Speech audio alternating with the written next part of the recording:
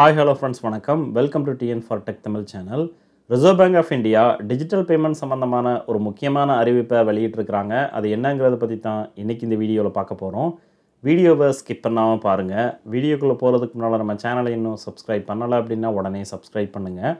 கூடவே மறக்காம பெல் ஐகானை கிளிக் பண்ணி ஆல்ங்கிறத செலக்ட் பண்ணீங்க அப்படினா நம்ம சேனல்ல அப்டேட் பண்ற யூஸ்ஃபுல்லான இன்ஃபர்மேஷன்லாம் உடனே உங்களுக்கு நோட்டிஃபிகேஷனா வரும். வாங்க வீடியோக்குள்ள போகலாம். நவீன தொழில்நுட்பங்களின் வளர்ச்சியினால நம்ம பண்ற எல்லா பண பரிவர்த்தனைகளுமே UPI, mobile wallet, net banking, debit card, credit card இதன் மூலமா தான் நம்மளுடைய பண பரிவர்த்தனைகளை நாம பண்றோம். இதே மாதிரி நம்ம டிஜிட்டல் முறையில் பண பரிவர்த்தனை பண்ணும்போது நம்மளுடைய ரெஜிஸ்டர்டு மொபைல் நம்பருக்கு OTP ஒரு ஒன் டைம் பாஸ்வேர்ட் அனுப்புவாங்க. அந்த பாஸ்வேர்டை என்டர் பண்ணால் மட்டும்தான் அந்த டிரான்சாக்ஷன் அதாவது அந்த பண பரிவர்த்தனை கம்ப்ளீட் ஆகும். உதாரணமாக நாம் ஒருத்தருக்கு பணம் ட்ரான்ஸ்ஃபர் அல்லது பேமெண்ட் பண்ணணும் அப்படின்னா ஏதாவது ஒரு UPI ஆப்பை பயன்படுத்தும் போது நம்ம என்ன UPI பின் செட் பண்ணி வச்சுருக்கிறோமோ அந்த UPI பின்னை என்டர் பண்ணால் மட்டும்தான் பணம் ட்ரான்ஸ்ஃபர் ஆகும். அதுவே நீங்கள் இன்டர்நெட் பேங்கிங் அல்லது மொபைல் பேங்கிங் மூலமாக பணம் ட்ரான்ஸ்ஃபர் பண்ணீங்க அப்படின்னா உங்களுடைய ரெஜிஸ்டர்டு மொபைல் நம்பருக்கு ஒரு ஒன் டைம் பாஸ்வேர்ட் சென்ட் பண்ணுவாங்க. அந்த ஒன் டைம் பாஸ்வேர்டை என்டர் பண்ணால் மட்டும்தான் அந்த டிரான்சாக்ஷன் கம்ப்ளீட் ஆகி எவ்வளவு அமௌண்ட்டை நீங்கள் ட்ரான்ஸ்ஃபர் பண்ண என்டர் பண்ணீங்களோ அந்த அமௌண்ட் யாருடைய அக்கௌண்ட்டை என்டர் பண்ணியிருக்கீங்களோ அந்த அக்கௌண்ட்டுக்கு ட்ரான்ஸ்ஃபர் ஆகும்.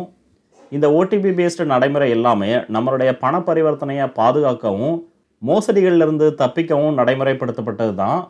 அப்படி இருந்துமே பல்வேறு விதமான மோசடிகள் நடந்துக்கிட்டு தான் இருக்குது. இதை கட்டுப்படுத்தணுங்கிறதுக்காகவே ரிசர்வ் பேங்க் ஆஃப் இந்தியா இந்த டிஜிட்டல் பரிவர்த்தனையில் புதிய வழிகாட்டுதலுக்கான நெறிமுறையை கொண்டு வந்திருக்கிறாங்க.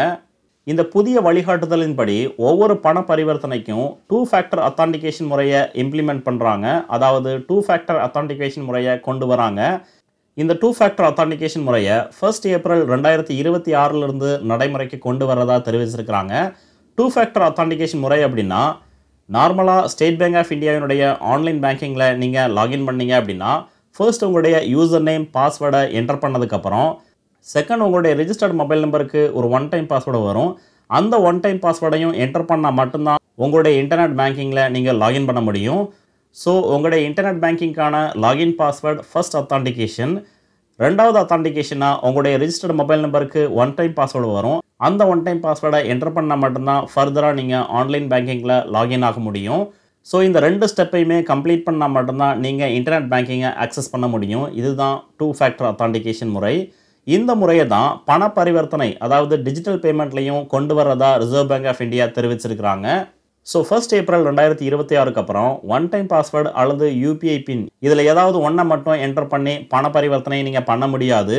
கண்டிப்பாக 2 ஃபேக்டர் அத்தான்டிகேஷன் முறையை கம்ப்ளீட் பண்ணால் மட்டும்தான் உங்களுடைய பண பரிவர்த்தனை கம்ப்ளீட் ஆகும்.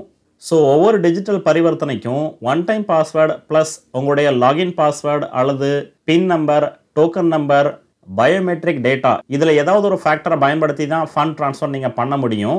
So reserve bank of India digital டிரான்சாக்ஷனுக்கு 2 ஃபேக்டர் அத்தான்டிகேஷன் முறையை 1 ஏப்ரல் 2026 அறிமுகப்படுத்துகிறாங்க. ஸோ இந்த 2 ஃபேக்டர் அத்தான்டிகேஷன் முறை இம்ப்ளிமெண்ட் ஆனதுக்கப்புறம் மோசடி நபர்கள் உங்களுக்கு ஃபோன் செய்து OTPயை மட்டும் கேட்டு என்டர் பண்ணி பண பரிவர்த்தனை பண்ண முடியாது.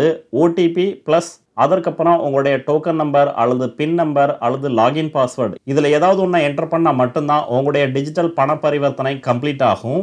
ஸோ ஃபைனலாக reserve bank of India digital டிரான்சாக்ஷனில் இந்த 2 ஃபேக்டர் அத்தான்டிகேஷன் முறையை கொண்டு வர்றது ரொம்பவே ஒரு நல்ல விஷயமா பார்க்கலாம். இந்த வீடியோ உங்களுக்கு பிடிச்சிருந்ததுன்னா மறக்காமல் லைக் பண்ணுங்கள், கமெண்ட் பண்ணுங்கள், உங்கள் ஃப்ரெண்ட்ஸுக்கு ஷேர் பண்ணுங்கள், சேனலை சப்ஸ்கிரைப் பண்ணுங்கள். நன்றி, வணக்கம்.